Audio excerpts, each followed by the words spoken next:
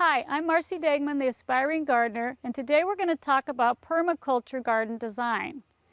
Now, the first thing that people want to know is, what does that really mean? What's the difference between permaculture gardening and sustainable gardening?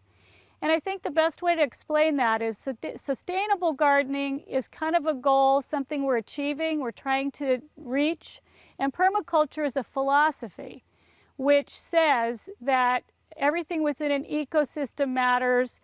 Everything works together, everything is important, and it should also work if we walk away. So what we have today is we have areas that have been tampered with. So in order to have a permaculture garden design, you first have to put things back the way that they were. Now here, I have an area that used to be a Christmas tree farm. These trees were 6 feet tall. There was nothing but blackberries. So we came in, we cleared it, and it took a long time for the pine needles and everything to come back and for the forest floor to kind of recover. And then I have only added in little clumps of native plants like this native rhododendron, sword fern, snowberry, things that grow in my area naturally.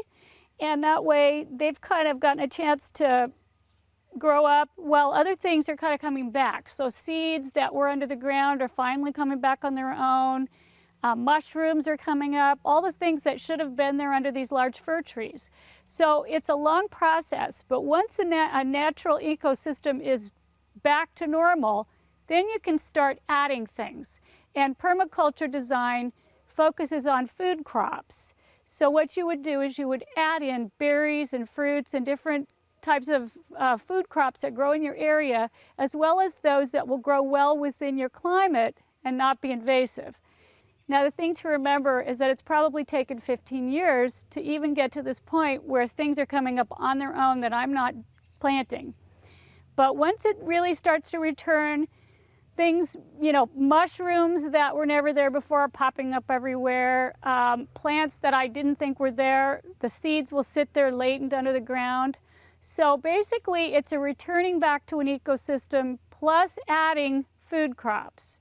So if you want a permaculture design, think ecosystem, food, and low maintenance.